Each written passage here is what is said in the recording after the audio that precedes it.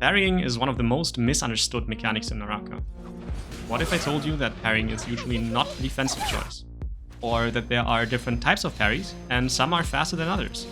This video will provide an overview and explain a complex topic in simple words. Unlike some other games, Naraka has no block button that prevents all damage. Parries only work against blue focus attacks, and they need to be timed correctly. They are useless in all other situations.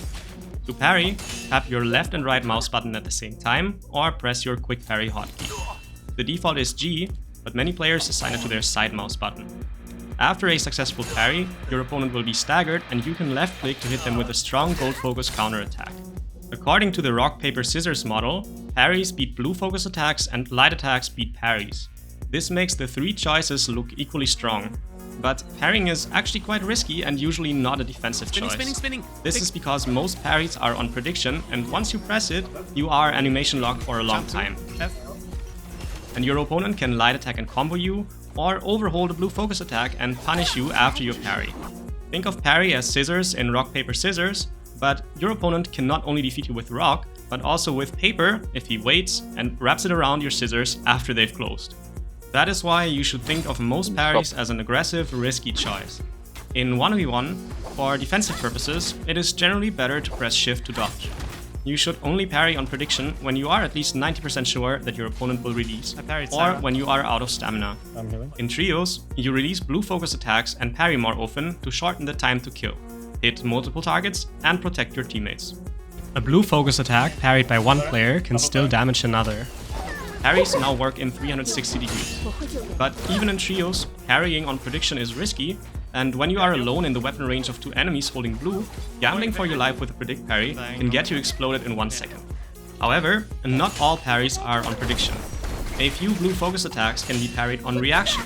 Examples include the soul break attack of dagger, charged attacks of longsword, fan, and some other weapons at maximum range, multiple stage focus attacks if your opponent didn't stagger you with the first hit, and certain blue focus follow-ups, such as the dual blade vertical focus follow-up of its vertical focus. You can parry such attacks at a low risk on reaction, just be careful with attacks that are manually redirected or changed by certain soul drains.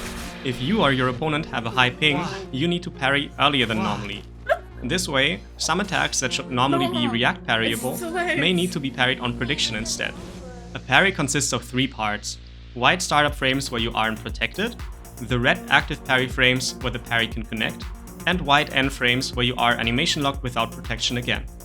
If a blue focus attack hits you in the startup or end frames, an intended red flash or at least a parry sound will occur because you parried too early or too late. Not all red flashes are caused by a network issue. Most of you will be hearing this for the first time.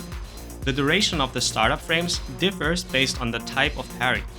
I like to separate parries into 3 categories: fast parries, slow parries, and dodge parries. Let's discuss which parry falls into what category, look at the inputs and the frame data. Before we continue, if you like my content, please consider supporting me on Patreon with a small monthly payment. This will help me refinance some of the time and resources invested into these guides for the Naraka community. To understand the different types of parries, let's pretend that the quick parry hotkey does not exist and parry manually like old school players. Please go into free training, take a weapon, and repeat my inputs. We start with a scissor parry, which is a fast parry. Hold down the right mouse button to charge a vertical attack. Quickly let go of the right mouse button before the ding, then quickly tap the left mouse button. This is called scissor parry because your hand makes a scissor-like motion. Now do the same again, but hold and release left, then quickly tap right. That is the second method to input a scissor parry. Scissor parries are fast because they have around 13 startup frames measured at 120 FPS. Pay special attention to how fast you go from the blue focus into the red active parry frames. There is barely any gap, so if your scissor parry matches the enemy release timing, the chance of failing is low. Since teamfights are mostly about blue focus attacks and parries, the fast scissor parry is popular among trio players. Now let us repeat the same inputs again, but this time wait till after the ding. As you can see, it is not possible to scissor parry like this. Scissor parries are only available before your 1.0 timing. After the 1.0 charge, the attempted scissor parry comes out as a blue focus attack. Let us input the different types of slow parries. The first and most basic one is the composite parry. To perform it, simply press the left and right mouse button at the same time. It has around 25 startup frames, so it takes twice as long to activate as the Scissor parry. If you are in the middle of an action, such as holding blue focus, you cannot use the Composite parry. Instead, try holding blue, then press space to cancel your hold with a jump, then quickly press the left and the right mouse button together. These jump parries have two main advantages.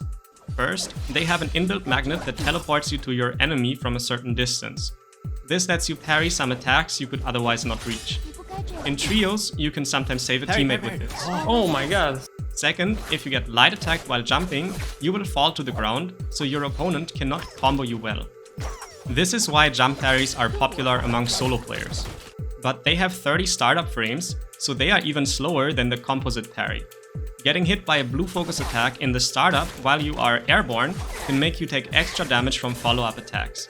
If you use this type of parry, leave no gap between the jump and the parry. Low, 1 The HP. inputs must be tight because you don't want to add even more delay on top of the 30 startup frames. However, if you have high ping and rely on prediction to parry, the delay of a jump parry may not bother you as much. Many Turks on the EU server use jump parry in unexpected situations. This Turkish parry is their signature move. Another way of inputting a slow parry is to cancel your blue hold with crouch and quickly press both mouse buttons. This crouch parry also has 30 startup frames, but no magnet, and it isn't used very much. It is great for parrying fan horizontal focus attacks though. The last category is the dodge parry. To input one, hold or tap shift to dodge and quickly press both mouse buttons. Dodge parries divide the vulnerable frames into two parts. The first vulnerable part is the startup of your dodge with 15 startup frames. This is followed by iframes in which you cannot get hit. The second vulnerable part is the startup of your parry with 10 startup frames for hold dodge parry or 25 startup frames for tap dodge parry. After that, your parry will activate.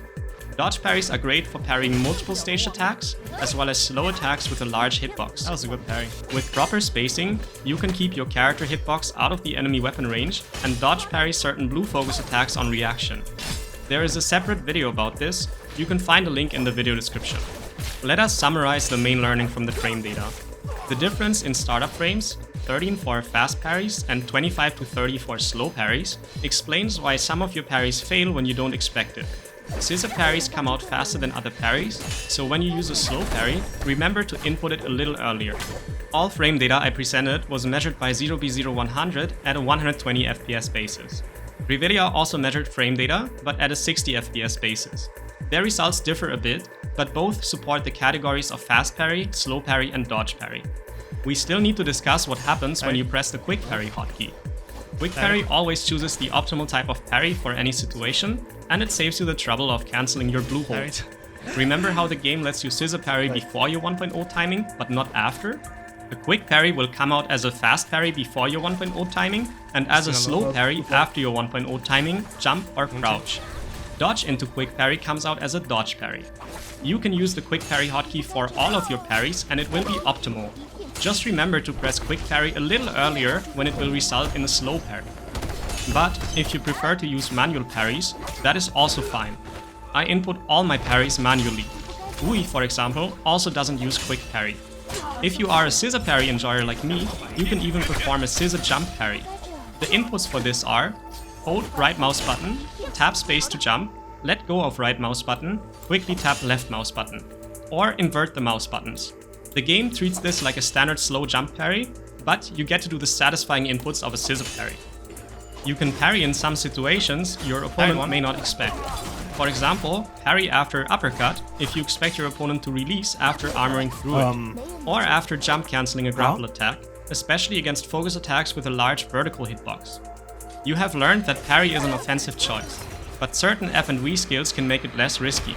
If you have a combo breaking F or V, it can serve as a get out of jail free card if your parry fails. You can also pre-input a soft combo breaker like Akos F1, Tianhai's Parry Bell F2, or Tarka F1 when you see that your opponent isn't releasing into your parry, and it will punish them if they release later. Some F and V skills let you gold focus through a multiple stage focus attack and safely react parry it later. Examples include Viper F2, Zipping F and V, and Kurumi V1. You can parry certain ultimates, such as Hadi Triple Charge, Cyra Charge, Kylin Charge, and Xunhuan's Jump Fall attack. The weapons in Naraka have unique properties regarding parries. First, the duration of the red active parry frames is slightly different for all weapons. The only weapon that really stands out is nunchucks. Their red stage lasts for 2 business days, so don't release into it early, even more so if it's a jump parry. Second, the duration of the gold deflection state after parry also differs by weapon. Third, some weapons have a multiple stage counterattack, while others have only one. Against enemies with a combo breaker, this affects how much damage they take before they can press it, or if they should even press it at all. The Sap Soul Jade changes all counterattacks into a single stage. Against enemies with no combo breaker, you can use the first stage of a multiple stage counterattack as a combo starter that links into uppercut. And lastly, some weapons have unique mechanics, such as Greatsword Full Sword Stoneform or Nunchucks Meter, as a less risky alternative to parrying. After successfully hitting a parry, most players will simply left click to send a counterattack and follow up with a true jump vertical attack. Actually, look at this list, because the most basic true follow-up for counterattacks differs slightly from weapon to weapon. However, this is not always the optimal choice. Here are a few example situations where you should change things up. If your enemy is low HP but has their combo breaker and you're on a multiple stage counterattack weapon, see if you can finish them with a single stage focus attack instead. If your enemy has no combo breaker and your execution will not kill them, see if you can combo them for the highest damage possible instead, either from a combo starting light attack or from part of the counterattack. If you parry a higher rarity weapon of the same type, you can press 3 before counterattacking to pick it up for extra damage. If you parry a higher rarity weapon of a different type, you can press 3 to force equip it as your main hand and hit your enemy with a 2.0 blue focus attack or combo starting light attack. The weapons with Sap Soul Jade have a long stagger duration and let you extend the execution combo, but be wary of terrain or risky untrue follow-ups. In fights against multiple enemies, you can delay your counterattack if you expect to parry more than one. This is especially useful with weapons that have a long deflection period. In team fights, you can link focus attacks with parries of your teammates. Just be careful not to grieve parries. You need to be able to tell if you or your teammate hit the parry. On top of you. Against Shale in Ultimate, you can shoot her after parry to damage her. Just don't do staggering charge shots or headshots with bow to avoid proccing her shield. Please leave a like and a comment to make this video more visible, and subscribe if you haven't yet.